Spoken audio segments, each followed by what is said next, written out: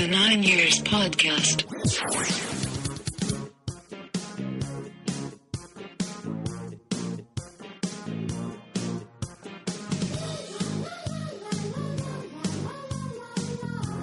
Hello and welcome to episode 23 of the 9 Years Podcast with myself, Nick Draper and Stuart Deakins. Thank you very much for listening to today's show, whether you are listening through iTunes or on YouTube.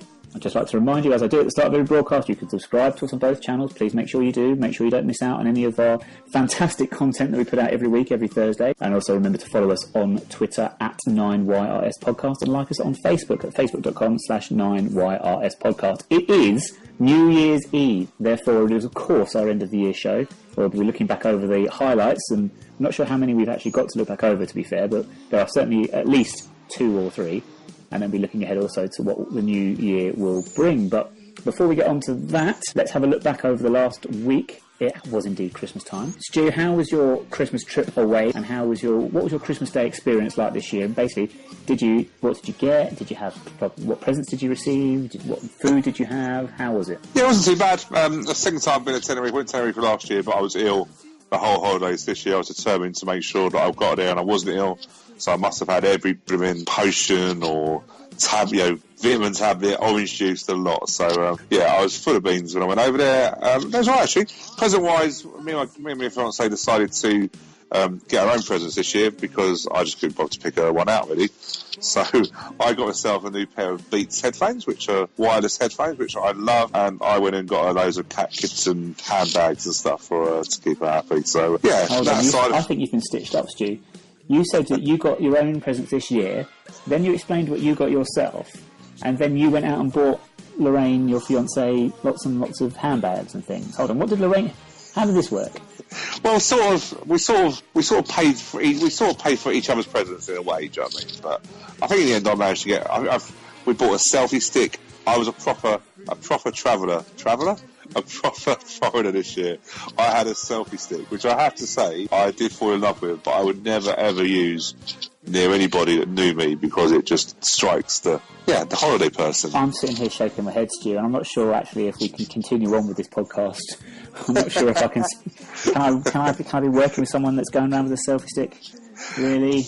They're quite good, though. They are quite good. Oh, my word. But yeah, Christmas Day was good. Stayed at the hotel. We had synchronised swimmers for entertainment from the hotel who were really good. Basically, it was the synchronised swimmers who did a routine to a Santa song, which was really ironic. It was they jumped into a swimming pool. They had Christmas hats on and that sort of stuff. And they were dancing or synchronised swimming to Let It Snow, Let It Snow, Let It Snow. Bearing in mind it was 27, 28 degrees, baking hot. It was a little bit of a surreal sort of thing. But no, Liz asked us really well, fed us well, and like I was saying to you, over the Christmas period, I was really looking forward to getting back, catch up with the football. Indeed, there's, of course, Christmas time, there's so much football going on, and yes, I have been watching a lot of football, whether it be in person or on the telly box. Some fantastic games over the Christmas period. Let's start with our own games. Now, obviously, you were in Tenerife, sunning yourself up in Tenerife on Boxing Day, whereas it wasn't cold on Boxing Day, actually. It was a little bit wet, I suppose, but the rain seemed to hold off during the game.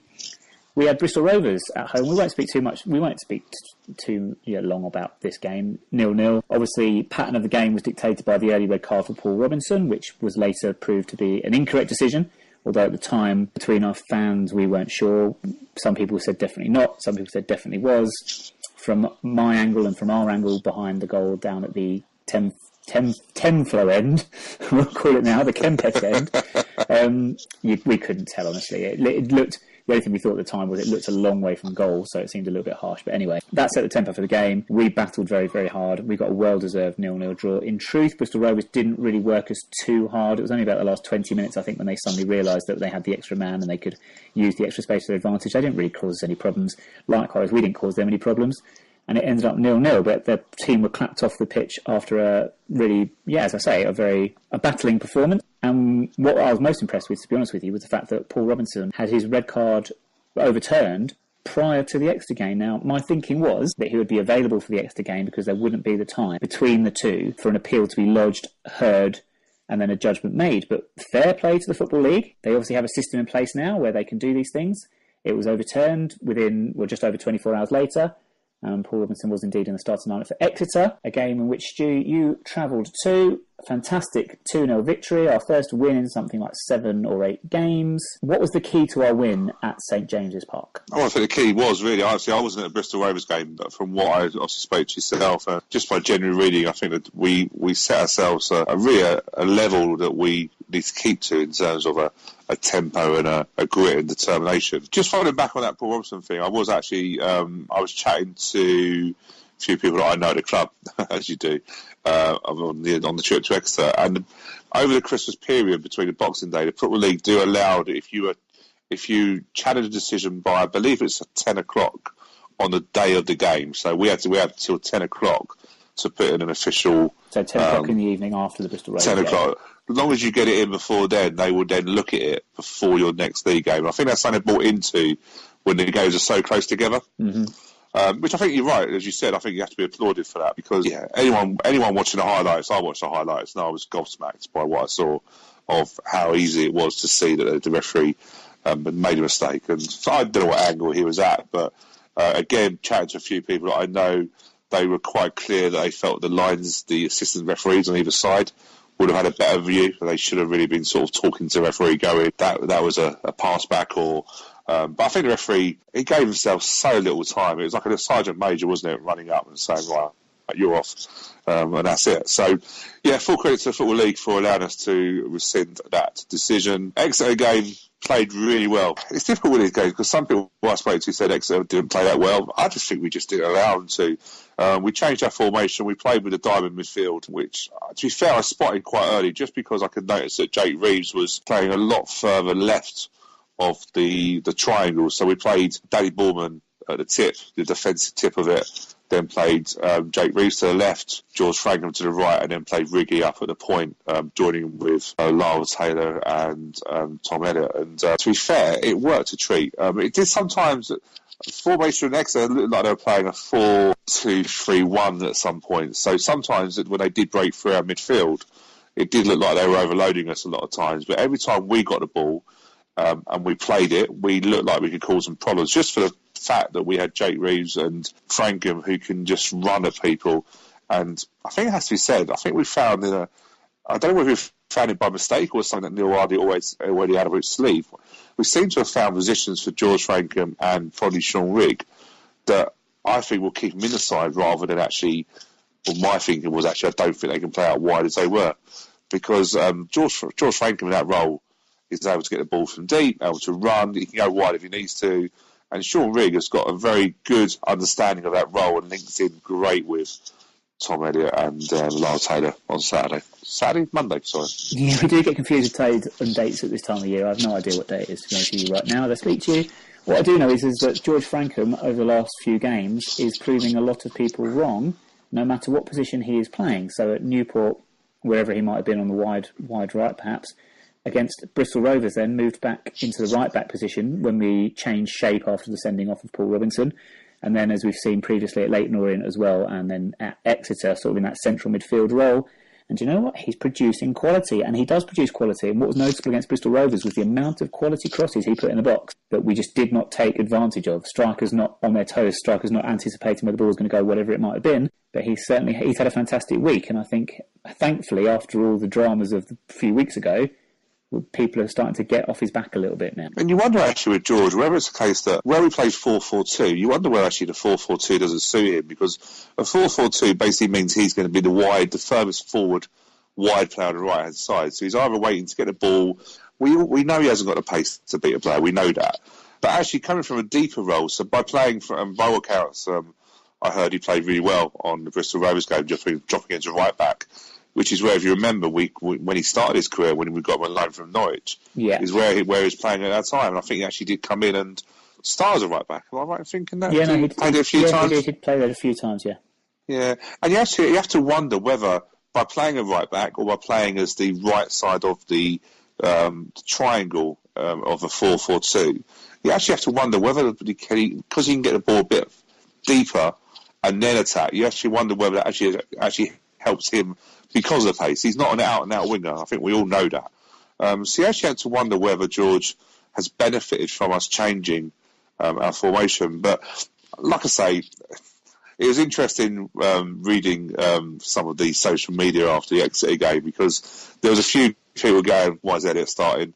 Me included. I won't lie. I was like, "Don't know if it's a right game." And people franking were like, "Well, can we play somebody else?" But I read on some people said it was a great header by Elliott, and some people said it was just an average cross by George made by Elliott. And you have to wonder. But if you look at the goal, it was a great free kick into Lyle Taylor. Lyle Taylor played it to Barry Fuller, who then just set it up for a one-touch and in from George Frankham. And the ball, if you look at it, just takes everybody out. It's a cracking ball. And like I say, Elliott, he's been injured quite a lot, which has been disappointing. But he put in probably first 30 minutes against Exeter, he totally bossed their centre-arse. And I think it was a case of they wanted Lyle Taylor to have the ball, but didn't realise actually how good Lyle Taylor was. And them two totally destroyed Exeter in the first half. We're going to speak about sort of the hero and villain of the week this week. Let's get the hero out of the way first. We've mentioned a couple of names there. Do any of them feature for you, Stu, this week? I think for me, it's an obvious choice to pick a forward. But what I would say, if you look at the actual backbone of it has been defensively. And I think when you look back, James Shea now has had 2 clean sheets in 3 games. He was immense on Monday against Exeter. The stuff he had to do, he did really well. He killed the game. His dead ball kicking's great. He managed his game really well. He made a point-blank save late on in the second half. It's not so much to take away the attacking flair of it, but I think we've actually been given a backbone.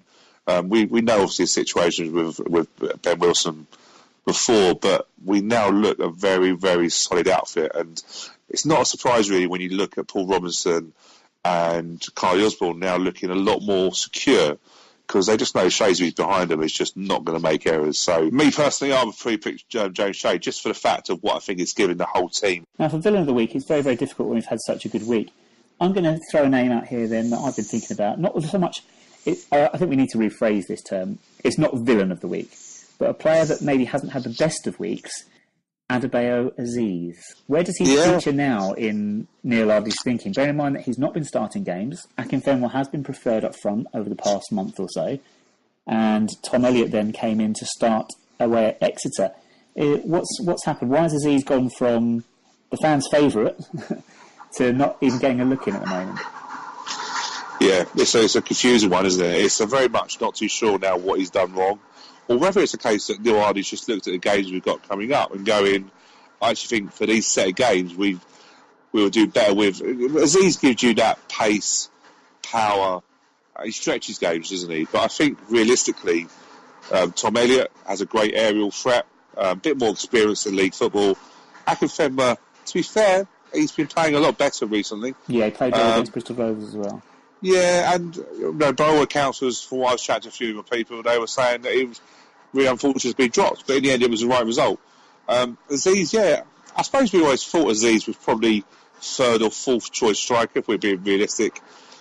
Barry's always going to be in the top 2, just because of that's where he wants to be and expects to be. That could change with the transfer window coming up. We don't know, do we? But I don't think Aziz should be too disappointed, but I would think that he's probably jumping at the bit to get going. I can't really see him starting too many of the games. I imagine he'll probably get an under-21 game. And obviously with the London Bari game coming up in a couple of weeks, I think Aziz will get some game time there. As long as we're communicating right with Aziz, and Neil Ardley's a good manager, I think we should be okay. But it's encouraging when you're looking at, apart from Barry's not getting on the score sheet as much as we'd like, but like I say, his performance and his all-round contribution is a lot better than we had for a couple of weeks ago. We'll talk about strikers and who we think will start for the Cambridge game, obviously, when we get to that later in the show. But you mentioned there about Neil Ardley being a good manager, and we spoke earlier about George Frankham having a few problems with the fans a couple of weeks ago. This was all to do, really, with the poor performance and defeat against Stevenage, and then what followed was that no players turned up for the man of the match presentation in the bar after the game. Neil Ardley was nowhere to be seen. Neil Cox was thrown on stage at the last minute, and it all became very awkward and difficult, and a lot of people were unhappy. Neil Ardley did address this following the Bristol Rovers game. Very, very big thank you to Paul Raymond, who was on hand to capture the man of the match presentation and what Neil Ardley said to the fans there. We've got it. We've got the audio. We're going to play it now. So, Stu, this is what you missed as well, because you went here on Boxing Day after Bristol Rovers. This is Neil Ardley speaking to the fans in the middle bar on Boxing Day. Good. Listen, I thought it was really important for us all. We all decided, the players, the squad, first of all, with it being Christmas, we wanted to come out and see everybody and just be in your eyesight so that we can say Happy Christmas to everybody. So on behalf of all the players and all the staff, Merry Christmas to you all. The second reason for us all being here, and something we really wanted to address, was obviously our last home game didn't go according to plan in many ways, both the second half and the result, and what happened after the game with the Man of the Match award and us not being able to, us not turning up for the Man of the Match award. Now, that was not George Frankham's fault. That was everybody's fault for poor logistical planning. The game and the day couldn't have gone any worse. And just the timings and everything that we hadn't thought about meant that we didn't turn up for the Man of the Match. Now, a lot of things have been sort of said and a lot of people were hurt by that. And we wanted to come and stand in front of you and say, we do take everything seriously. We know how hard you guys have worked for this club for 13 years. And on the back of the great news we'd had on the Thursday, it certainly was a flat Saturday afternoon. We can only, as a group, apologise for our non-show, but it doesn't mean that we don't care about the club, and it doesn't mean that we devalue everything. We just cocked it up, for want of a better word, logistically. So we're all here to apologise to you and say that we do honestly care greatly about this club. And this set of boys work their socks off every single day for this club, I promise you. Yeah, I think Neil Ardley did very, very well with that speech. I think he said what needed to be said, very apologetic. There was a sense of having maybe coming with tail tucks between legs a little bit to the fans, and I think that issue has now been sorted. What's interesting now, Stu, is though that is this going to be a one-off? Because a lot of fans have said, well, actually, we want to go back to the days of having all the players, not all the players, but you know what, players willing to come into the bar, mingling with fans on a match day, especially on a Saturday. Is this going to be something that happens more regularly now, or do you think this was a one-off as a sort of a big Christmas time apology for what happened after the Stevenage game? Yeah, I think it will. I think it was the club, rightly so. They were put into a corner where they had to come out with something. You know, Eric's come out with something in the official side, and I think they've tried to acknowledge that it wasn't right what happened, and we all know it wasn't right. It did leave a sour taste in the mouth, especially after the news of the Merton Council decision. Do you know what I mean? It was just really bad timing. But I think they sort of camouflaged it a little bit by saying it's Christmas time, we'll get the players out. Yeah, don't get me wrong, we have done that before. We have, so it's not a new thing. But I think we just used we camouflaged it a little bit with going, it's Christmas and such and such. But I think, you know, I wasn't there, but again, I said from people I was speaking to said of how well it was received. And Neil, for all, you know, I'm a big Neil Ardley fan. I will never go away from that. And you know, people can have their own opinions on what they feel in Neil. But I think as a speaker, he speaks very well, and it comes across genuine. It's not just said for the sake of saying it. He knew something was wrong. He addressed it. He's a vocal point of the team, so he went and said it. I think we will see it, and I think one thing I would always say is Neil never keeps himself away from the fans at games. There was a lot of fans waiting for the players afterwards. They don't do what a lot of other teams just do and just mingle back onto the coach. They very openly talk to people. So I think Stevenage was just a bad day. And one thing I'm hoping we've done is to learn from it and going, actually, do you know what? That's what we need to go back to. And as long as the team keep performing the way they are, then they're going to have no problems. Now, at the time of that Stevenage game and the defeat and all that post-match angst that was going on, we were headed into Christmas, and we weren't headed into the Christmas in the best of moods, really, with the way the team were performing and what have you, and the run of games without a victory.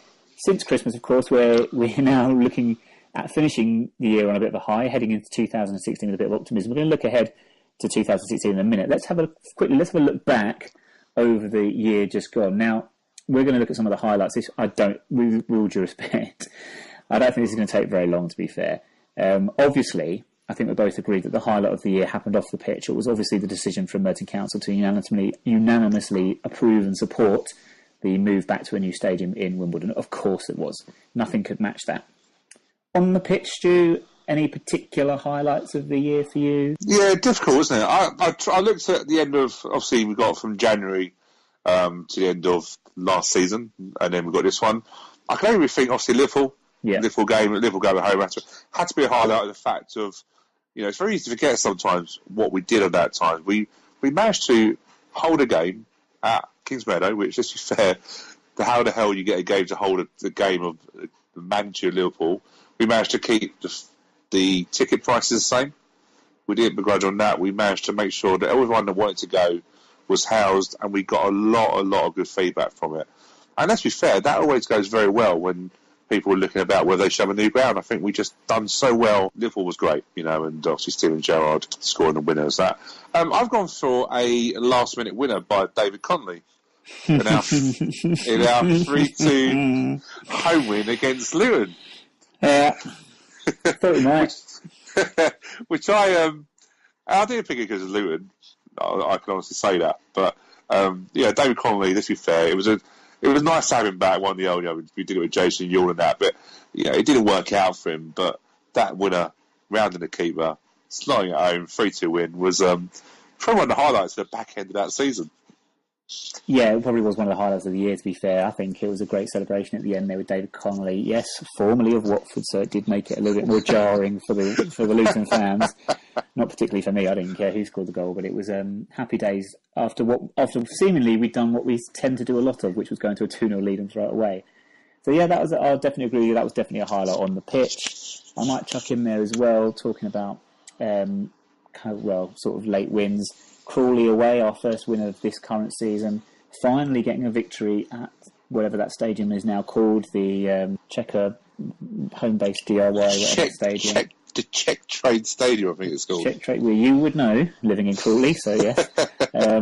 But that was a great second half we enjoyed down there, and a great atmosphere, so that was very enjoyable. I think we have to look away from the first team if we're being honest about real highlights. So there are highlights, of course, in the first team as well, looking at the number of academy graduates that are now getting their opportunities in the first team, and we have seen, although we've touched on the frustration this season with some of them seemingly not getting that much of a chance, but we have seen this calendar year Will Nightingale obviously playing.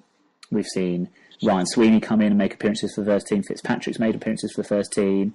Edgy Kaji, Daniel Gallagher, loads of players getting their opportunities, which is always good to see and always good to support. Yeah, I agree. And I was just going to say, obviously, pitch-wise, that's definitely, obviously Ryan Sweeney getting a cap, under 19 caps as well, and looking like a men against boys, to be fair. I know you've seen the shot of, for those of you that follow on Twitter, if you have a look, the last under 19 game that Ryan Sweeney played in, it looked like he was about 21, the rest of them about 11. He's an absolute beast compared to them, and to be fair, he's growing up very quickly. But I was just chucking also, bearing in mind of the sponsorship and stuff like that, the involvement or the continuation of John Green's investment. He managed to pick up the stand. Was it the North Stand, is it? We called it at Kings Meadow? Yeah. I don't know what we call it. These days of stands that just confuse the head outfield, don't they? But obviously the John Green stand now, as it was, also having his premiere in Wimbledon of his new film. I think, from what I read in the programme as well for the Bristol Rovers game, is that there's going to be some more involvement from John Green over next year, which Eric alluded to. So I think stuff like that, it'd be interesting to see what else he's going to do. I don't know what else he's going to do, Nick, to be fair. He's already got stand, hasn't he? And he's already got sponsorship on the shorts. I don't know what else he's going to be doing. Maybe he will make AFC Wimbledon the movie. Maybe. And what a movie that would be, eh? It would be. Remember, there was actually a musical once, if you remember, many years ago. There was, wasn't there? Theatre. So it's not... Yeah, so we can just maybe hook up with... I think it was Matt Cooper, was it, back?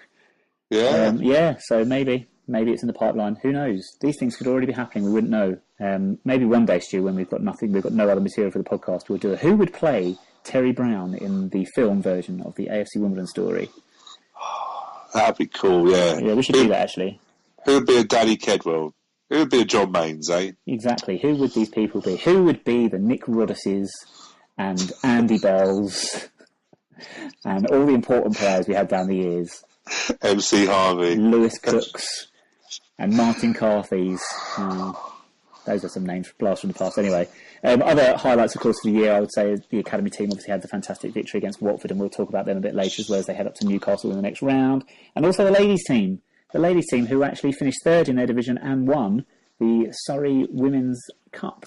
There's lots and lots of positives around the club, not just what's happening on a Saturday at Kings Meadow. Looking ahead then, first thing we have to do when we look ahead to the new year is, of course, think about January and the January transfer window. Now, we're hoping, and I'm not expecting to lose any players, but there is some noise around Lyle Taylor at the moment, especially with some scouts, Reading in particular, hovering Are we worried about losing any players in January? Yeah, the Lyle one's been going around for a little while, and I know he's been. I think we're going to be most of sort of November and December looking at him.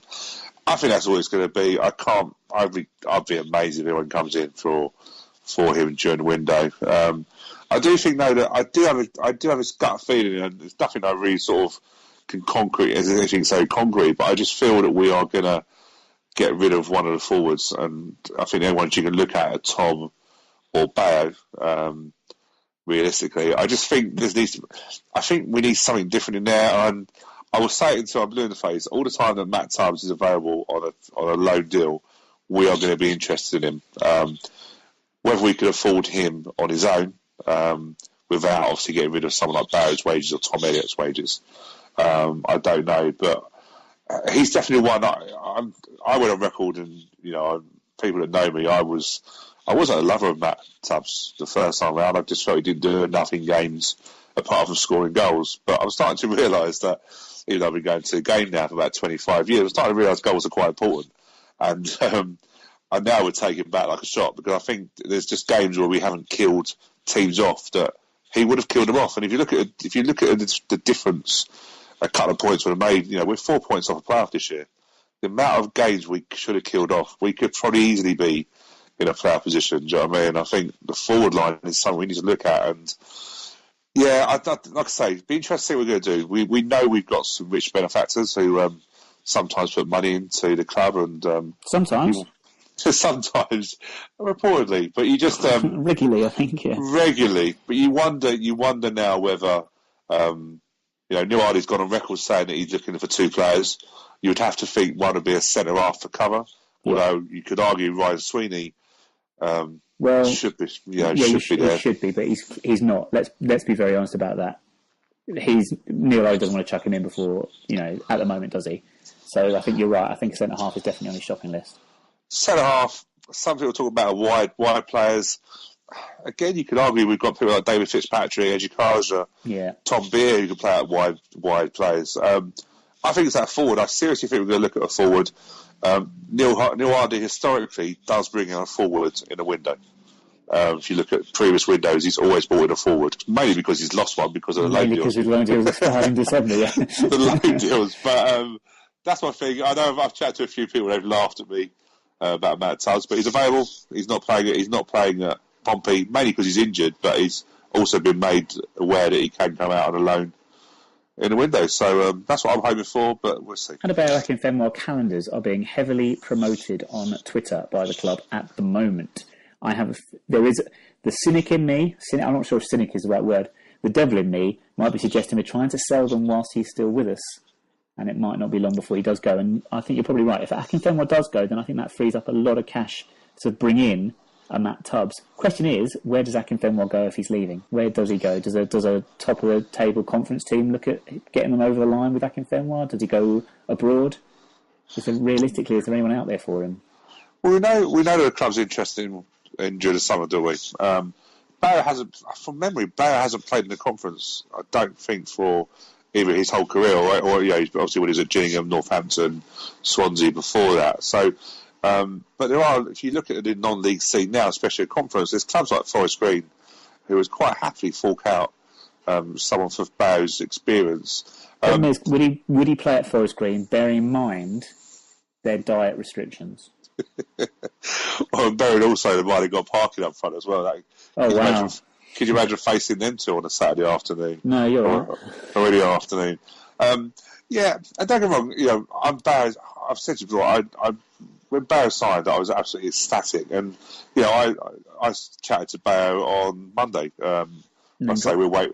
Yeah, well, we're waiting for them to get out of the change room so we can get the kit done and get away. But do you know what? Barrow is just the most charming of gentlemen. Again, made sure all the guys there that were waiting for his autograph got his autograph and that. Come over to us, wish us happy Christmas. Generally lovely guy. So I don't generally like saying bad things about him just because he's a scary character. But I just think when I look at the team we've got, I just don't see Bayo give us anything different now to what we can get in terms of. Tom Elliott's got a lot of strength in him. Lyle Taylor's strong as an ox. I think we just need a bit different, something different. And I think there will be teams after Bayer. Bayer's a very, let's be fair, Bayer has a good marketing something about him. When he's in your team, people know who Bayer is playing. I'm just thinking, well, I know totally wrong, but just from the gut feeling I have and the way we need to release some money, I see that as an option. Okay, so away from the January transfer window, what are your other expectations or hopes and fears for the new year? What would you like to see happen in 2016, aside from the obvious sort of, we'll get for you it would be we'll get Matt Tubbs in and he'll score 20 goals in 3 months and we'll end up in the playoffs. But aside from that, what else are we sort of looking forward to in the new year? It's difficult, isn't it? I think, football-wise, it's just really see if we can get a run going into January, February, March. There isn't an awful lot need to be done to make us from a mid-table team into a 6th or 7th place team. There's not a lot. It's just getting a run together. This league is nothing special this year. Whether promotion would do us any good, I think it's just continuing the good work we're doing, making sure that the ground goes through. If it does get called in, realistically, we're looking probably about 6-7 months before we can even really start flattening out Plough Lane as it is. But I think realistically on the pitch, let's see if we can push into playoffs, and off the pitch, let's just really continue this great news about Plough Lane and let's get closer and closer to building that first brick. I'm going to say, somewhat, maybe not controversial, I don't know. The last few seasons we have been very much a mid-table team. Last season it felt like I spent the entire season one week thinking, oh my word, we're going to make the playoffs. The next week thinking, oh wow, if we don't get a couple of wins we're going to be in trouble with relegation. It was never going to be like that. We were destined to be mid-table. I am beginning to wonder if we need. I'm not even going to contemplate playoffs, okay, until we're actually in the playoff positions. Because I know we're only 4 points outside at the moment, but other teams above us do have games in hand because of various cancellations and things like that. Okay, games in hand aren't guarantee of points, but you know what I mean. I'm going to wait until we actually put, like you say, getting that run together. Now we have put a little bit of a run together in terms of we've set a new Football League record since we've rejoined the Football League, so since 2011, of going 6 games now unbeaten away from home. The opposite of that is that we went on a run very recently where we went 7-8 games without victory. So we seem to be sort of definition of mid-table at the minute. But I'm not looking at the playoffs just yet. That's what I'm trying to say. What I would say is looking further ahead into the new year. My hope was actually there are 2 things. Number 1, we get a pink kit, which is not going to happen. Number 2, we play in blue away from home every single opportunity we get, which again is not going to happen. Number 3 was something that was tweeted to us and I agreed with even before it was tweeted actually, which came from at All Things AFCW, a big supporter of the podcast, especially on Twitter. Thank you very much to that account for all your support and everything like that. You tweeted us, said that you were just hoping for a League Cup win. We have not won a game in the League Cup since the year 2000, Stu. We are due, surely. We're due a home draw more than anything. We've not had one since we joined the Football League. It would be nice. We've had some rotten luck in that cup. It's ridiculous with the draws we've got. It always feels weird, though, when you're looking ahead to the year and you're thinking about August, September of 2016. You're right. Our League Cup form has been absolutely rubbish, but let's be fair. We do draw some humdinger of games that we on them. So, it would be nice to get a bit of a good cup run. But, August is a long way away, isn't it? It is. We shouldn't look that far ahead, as we're saying. We should probably only look, as you say, as far as getting a run of games together, maybe a good, nice little winning run. Maybe winning more than 3 or 4 in a row. Maybe doing that again this season would be nice. Maybe look at the playoffs. I'm not saying that. I'm not going there though. You can go. You can say that bit for me. Well, do you know what? Just to wrap this bit up, actually, I said to you a little bit before we actually started recording, but there isn't much to make us into a playoff team. At the moment, for all the geeks out there, and I've become one of these just stats at the moment, but I do become a new idea talk about stats. Gets me looking at stats. At the moment, we average 1.38 points per game. Carlisle, who are in 7th place, which is the last playoff place, are 1.68 points per game.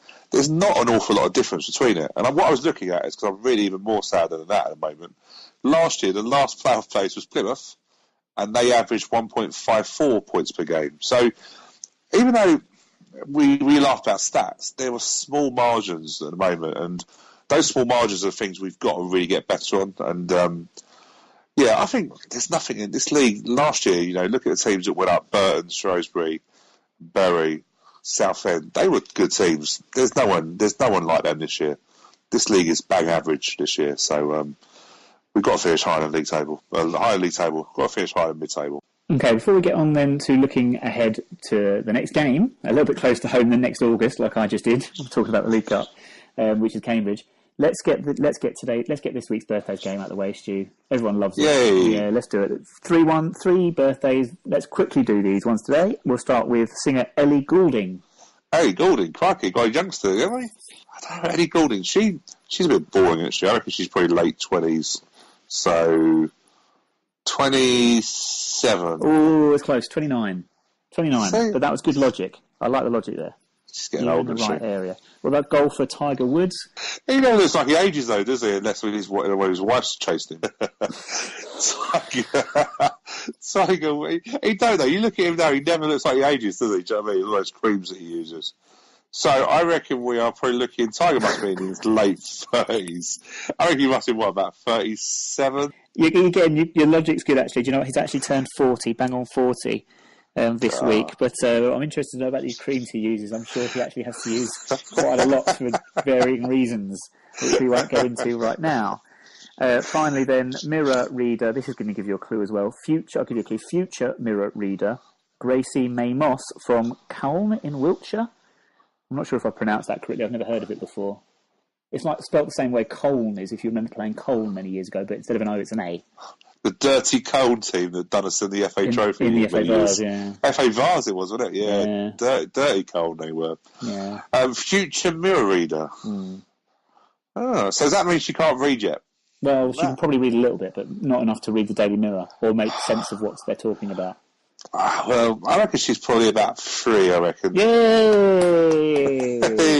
That's twice in 3 weeks you've got to bang on the money. Well done, so, okay?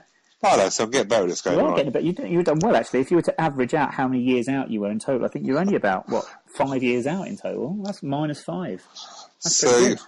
My New Year resolution was just to get better at the game, wasn't it? Well, we didn't actually do our own personal New Year's resolutions, but revolutions? Resolutions. Yeah, how many times are we going to spin on the spot? Resolutions. Should we do those now? Have you got any personal New Year's resolutions, Stu, for 2016? I read something the other day which says you should only choose one. Focus on one, and you'll do it. I haven't really, to be honest with you. I haven't really had a chance to think too much. It's going to be a new year coming up. It's no, I haven't yet. I'm pretty. I say we've got until tonight, haven't I? So I'll have a think about it. And I'll let you know next week. What about yourself? Myself, I would like to continue on with my charity work.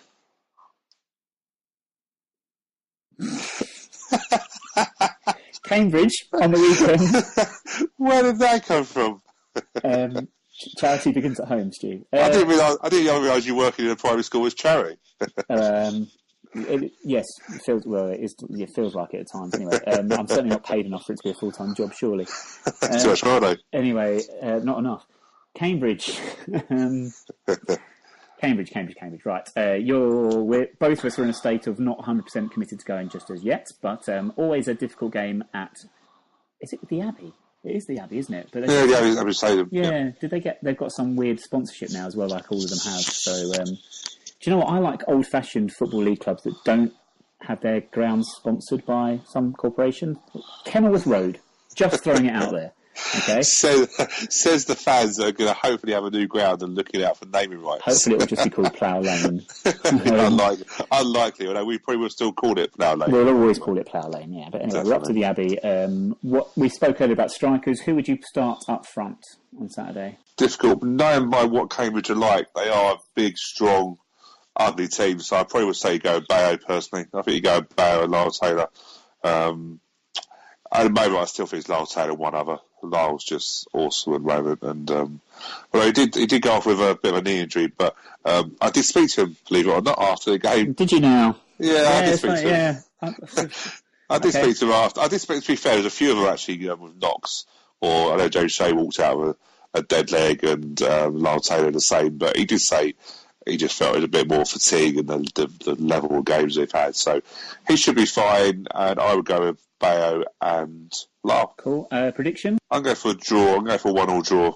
Yeah, we do. Yeah, I mean, I'd agree with you, actually. I think Cambridge are on the up, actually. They're now above us in the table.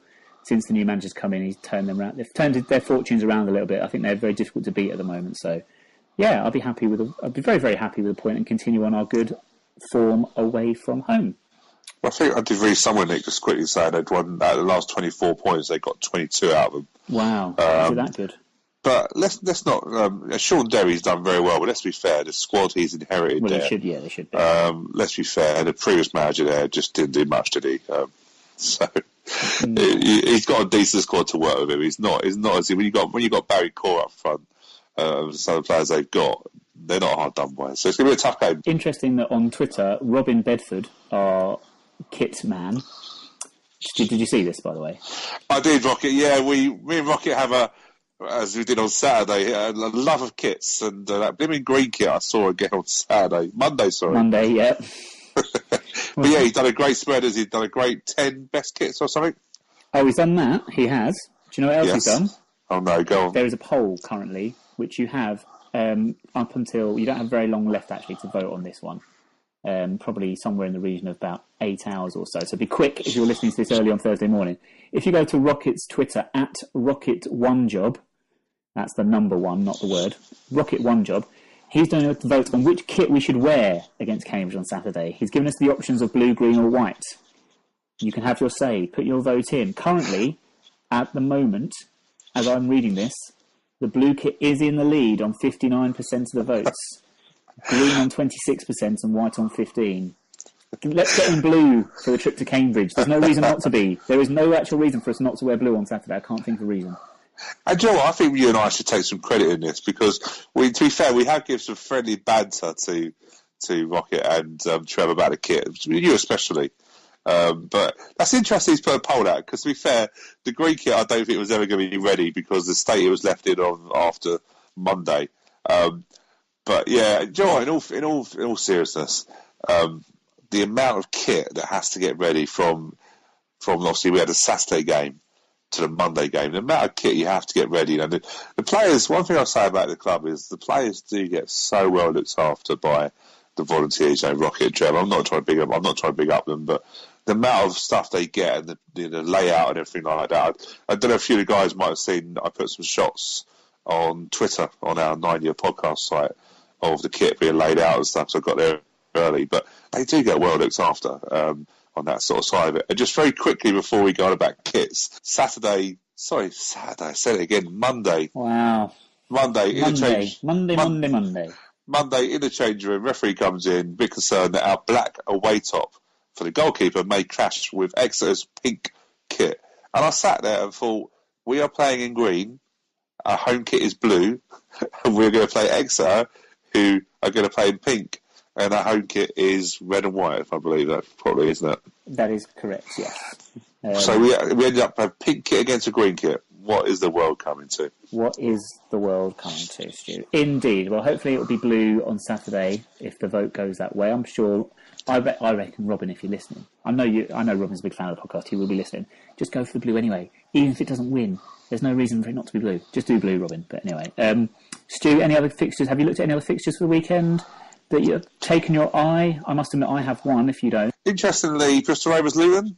That's a bit of an interesting one. Luton needs to come back on form because at the moment they're scraping around that bottom of the league at the moment, really. 14th, Stu. 14th. I would say Yeovil York. Oh, that's what I was going to have. Yes, Yeovil York. Massive game. That is a big game. That probably is. And I would say, do you know what, Wycombe Morecambe. I fancy Morecambe to go there and win. I don't know if people... I know they've dropped down the league, but they still are a decent away team, Morecambe. Do you know Kevin Ellison scored the other day at Notts County? Do you know how old he is? He's 54. And he's still scoring in the Football League. That's mad. 54? Who told you that? He's 54, Stu.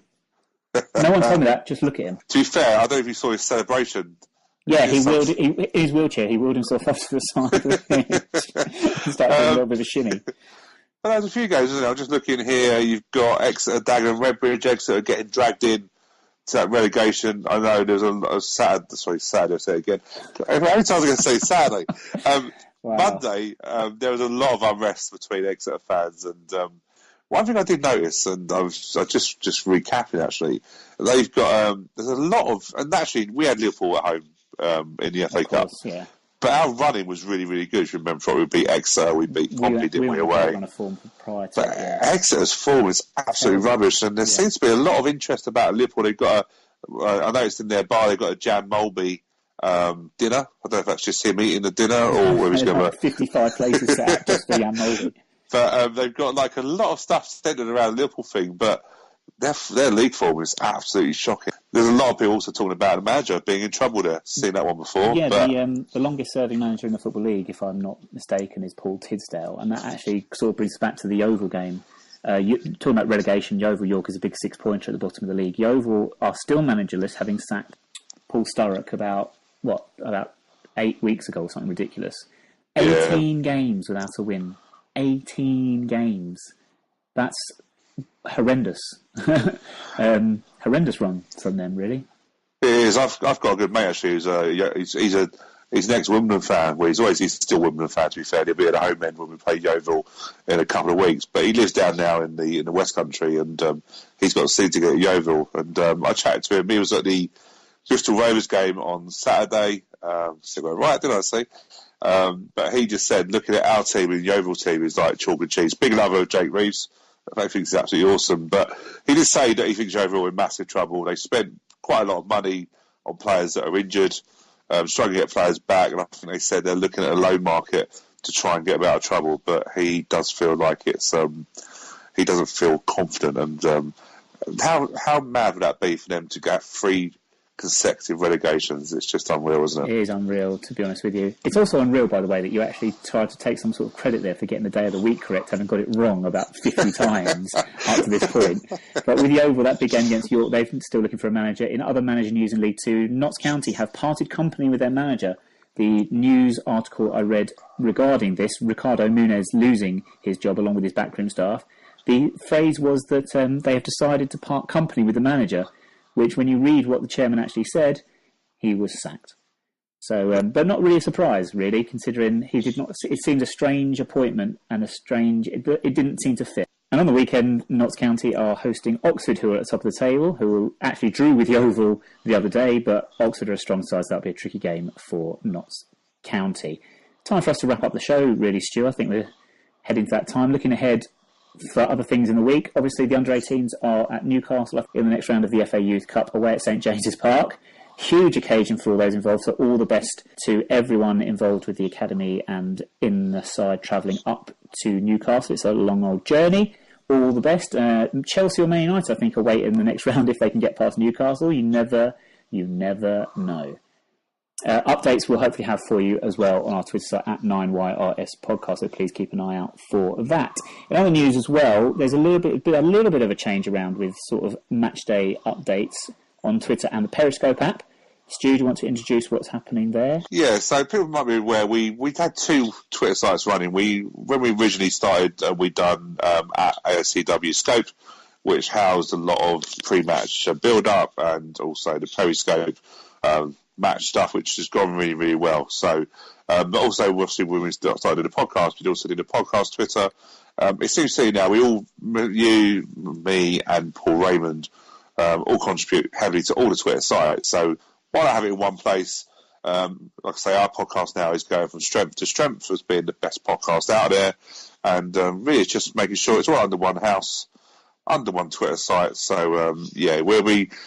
From Saturday, all the live match updates will be on the 9YRS podcast, and any other stuff we do will always be on there from Saturday onwards. Thank you very much, Stu. New Year's Eve this evening, if you're listening to this on Thursday, of course, and not later in the week. Everyone out there, enjoy your evening, whatever you're up to. Stu, have you got any plans for New Year's Eve? I haven't. It's always a bit boring, isn't it, on New Year's Eve? So we're going to spend it with Lorraine's family and their little ones who we didn't see at Christmas. So, yeah, Let's we'll do a bit repeat of... that. Do you have any plans for New Year's Eve? No, it's always a little bit boring. I'm spending it with my fiancée and her family.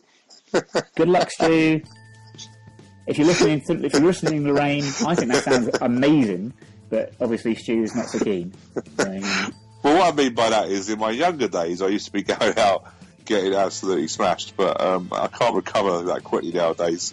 And especially after my holiday, the amount of cocktails I went through, I need to stay away from the alcohol. So, looking forward to basically a very quiet New Year's Eve, and then getting ready for 2016, as mad as that sounds. That sounds a little bit mad. I did hear about you and your about how you were behaving on your holiday in Tenerife, Stu, and yeah, I never knew you were such a big fan of cocktails. It It's amazing how many cocktails you actually get these days, I must admit. Well, I suppose that brings us to the end of the podcast. Thank you very much for listening. Remember to like us on Facebook. Remember to follow us on Twitter, 9YRS Podcast, and keep an eye out for updates on Saturday from Cambridge. Still, if you're on the Periscope app, still look for at AFCW Scope, but everything on Twitter will now be through at 9YRS Podcast. And also, please follow us on Facebook as well, facebook.com/9YRS Podcast. Thank you very, very much for listening, and we shall see you next week when we shall be joined by... I haven't thought of anyone to join us with, Stu. I've got to think of something funny and amusing and I don't know, can I do this? Can I think this quickly? Probably not, to be honest with you. And there's nothing really funny in newspapers to do, is there really? Who's funny at the moment? Oliver Letwin? Not really funny though, it's more offensive. But let's say Oliver Letwin's coming to join us to talk about, I don't know, something race related. Hilarious. See you next week.